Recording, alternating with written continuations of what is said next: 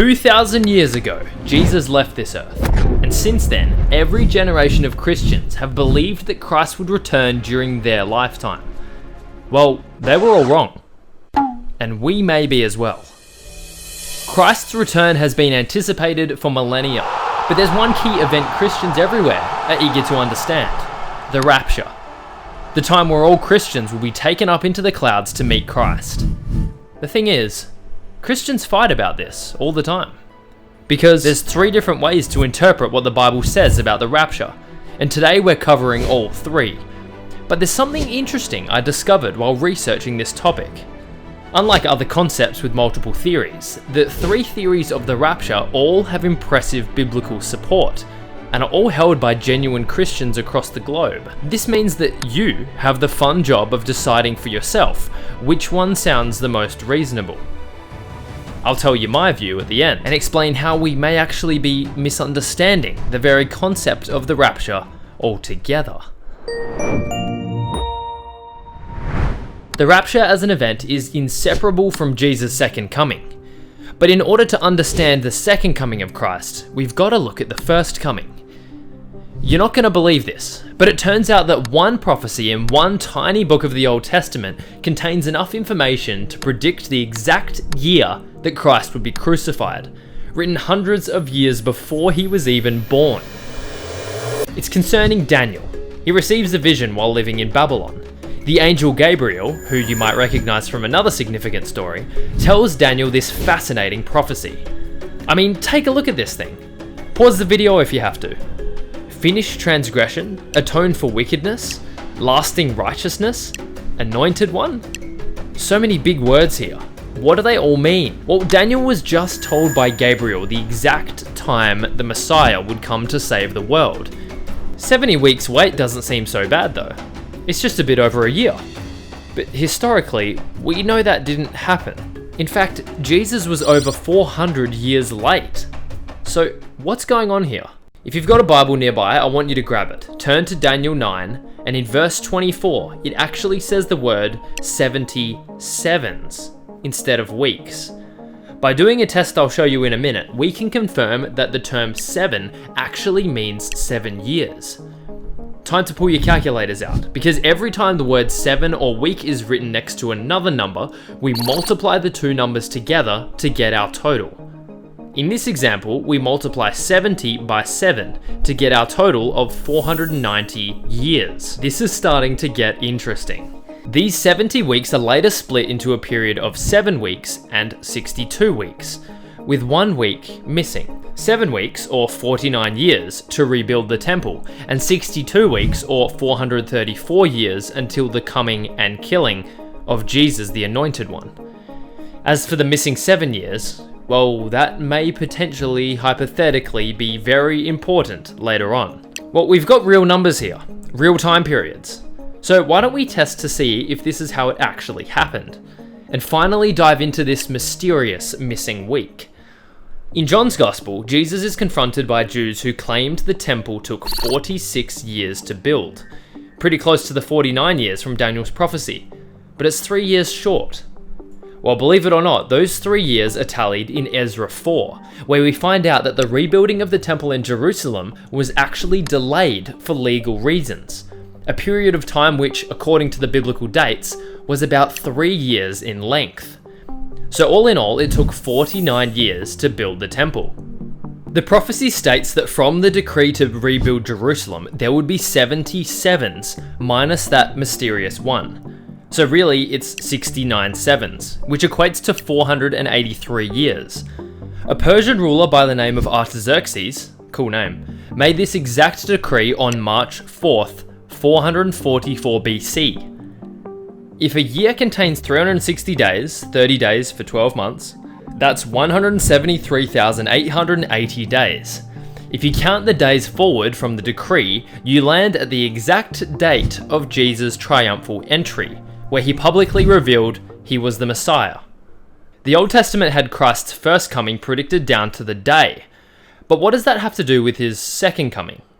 Well, I believe all our answers hinge on what this final week actually is. It's widely accepted by Christians that this final week is known as the Tribulation. 7 years of suffering at the end of the world.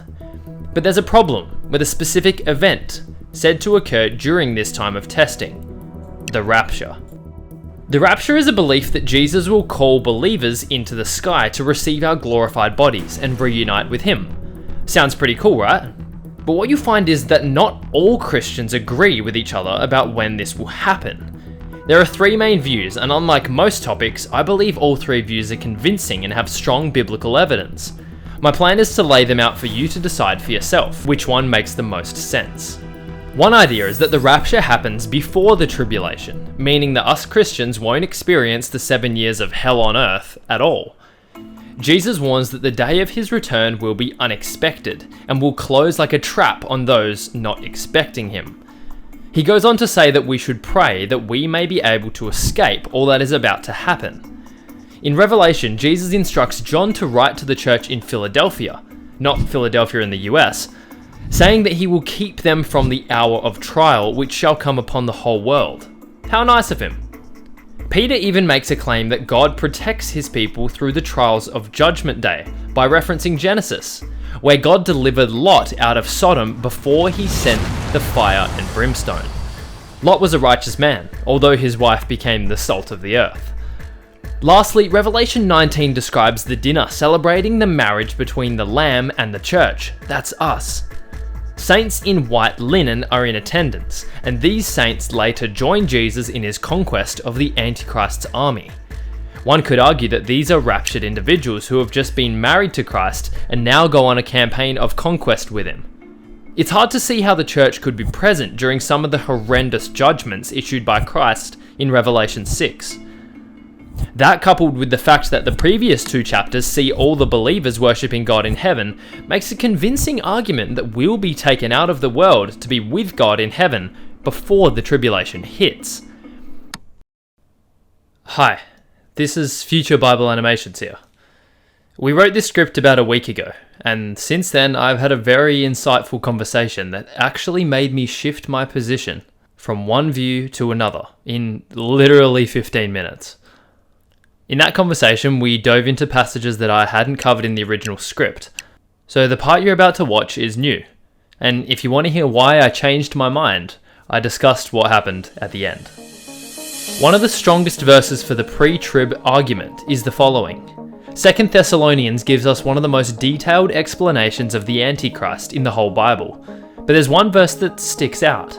It indicates that there's some force or entity that is holding back the coming of the man of lawlessness, also known as the Antichrist.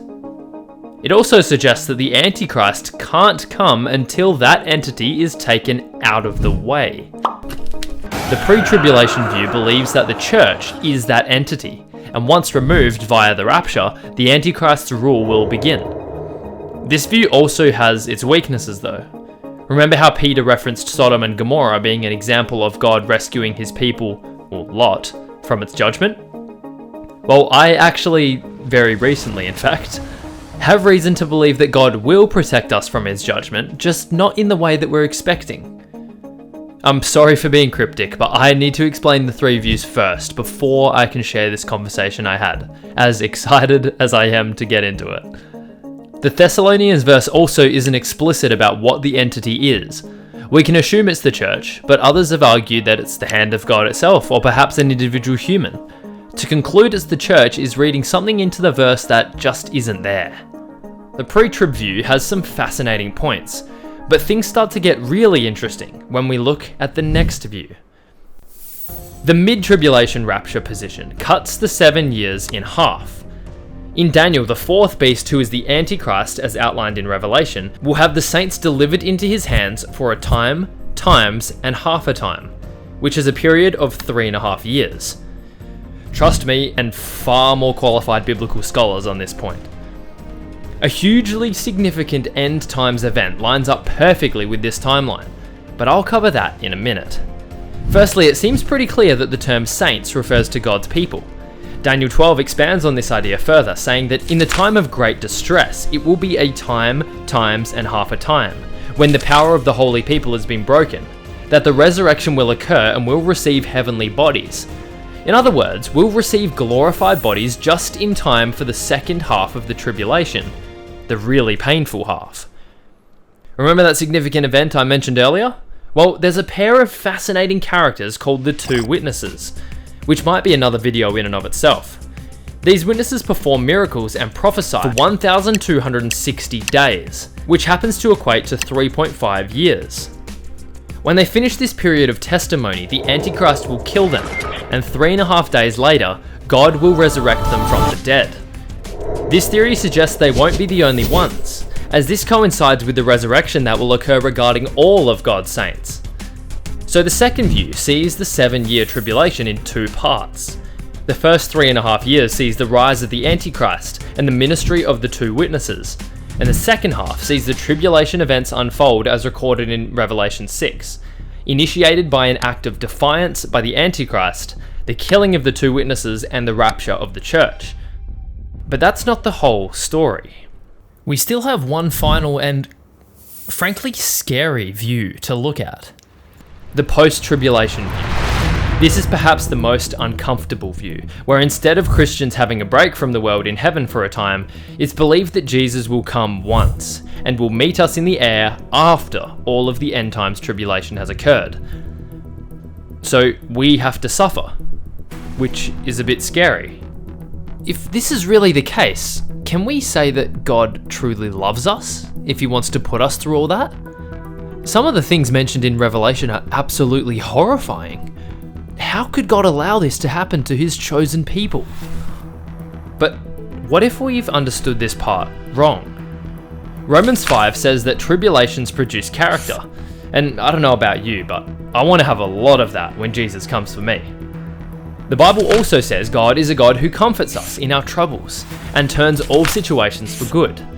But the strongest evidence comes from Jesus himself, saying in Matthew 24 that after this time of distress, he will appear coming in the clouds, and that his angels shall gather his elect from the four winds, from one end of the heavens to the other. This seems to line up with the parable of the wheat and the tares earlier in Matthew, and strongly suggests this salvation and judgment for all people occurs after the tribulation. 2 Thessalonians supports this idea, stating that Jesus will not return until the Antichrist is revealed, the man who is doomed to destruction. Now, a central point of this post-tribulation view has to do with the interpretations of the rapture verses in these two passages. The first two views sees this event as a meeting and continuing, as if a friend of yours meets you halfway up a hiking trail and you continued on together to climb the mountain. This view, however, is more like a welcoming committee, where instead of ascending with him to heaven, we'll be enthusiastically welcoming him back down to earth. Now, the Greek word in this passage for meet is used twice more in the New Testament, and they're both very intriguing. In both cases, it describes a scenario where a group of people went out to meet someone before returning to the place they originally set out from. This is coupled with the familiar Roman tradition where people would line the streets outside the gate of their city to welcome an important guest before following them back into the city and closing the gate behind. Pretty interesting, right? Furthermore, we know Jesus' second coming will cause the resurrection of the dead. But according to Revelation 20, the first resurrection happens just before the millennial reign, which is when beheaded martyrs receive their glorified bodies, presumably with their heads back on. The pre-trib camp believes the church will be spared from the judgment in Revelation 6. But what are we to make of this verse? After the fifth seal of judgment is cracked by Christ, those who were slain for their faith are crying out for justice against their killers. Verse 11 sees Jesus telling them to wait a little longer for their fellow servants, siblings in the faith, to be killed and join their ranks. This suggests that there are in fact not only believers but martyrs who live within the tribulation period. And they're one of the reasons for Christ's delay in initiating the final judgment day. So I guess it's about time I tell you how and why I changed my position in a matter of a few minutes. The first view I decided to rule out was the pre-tribulation view. Most of the reasons why that is are stated in this video you just watched. So that left me with the final two options, mid-trib and post-trib. As I got to work with my writer, we both settled on the post-tribulation view, We just couldn't accept the idea of a secret second coming of Jesus to rapture the church before returning in power for a third coming? It simply made the most sense that the rapture would occur at the end of the 7-year tribulation and at the start of Christ's 1,000-year reign. It's all one fluid motion. But I thought I'd message my senior pastor at church to see what his view was, and I got this very simple reply. I'm mid-trib, be great to catch up and discuss. Now my writer and pastor held opposing views, and I was even more confused. But the conversation that changed my mind happened on Friday the 4th of April, when I decided to meet with my pastor in person. He explained the mid-trib view in a way that I completely missed initially, and I will now try to explain to you what he explained to me. Here's the timeline. First, the entity holding back the Antichrist, see Revelation 17 for an interesting theory on what that entity might be, will be removed and he will begin to gain influence and ultimately control the whole earth. Around the same time, the two witnesses will start their ministry and will prophesy and perform miracles for 3.5 years. At that time, the Antichrist will become furious and kill them, but 3.5 days later, they will be risen to life. At this moment, all the dead saints will be risen at the 7th and final trumpet, and we will meet Christ in the air and return to the earth with him. As he arrives on earth, he destroys the Antichrist with a mere breath and establish his kingdom for the 1,000-year reign. The second half of the tribulation is Jesus exercising his judgment on those who were never saved, though in that period some may repent and turn to Christ, kicking off Christ's 1,000-year reign. So I guess I'm a mid-trib guy for now. If you enjoyed this more personal style of video, let me know in the comments. God bless.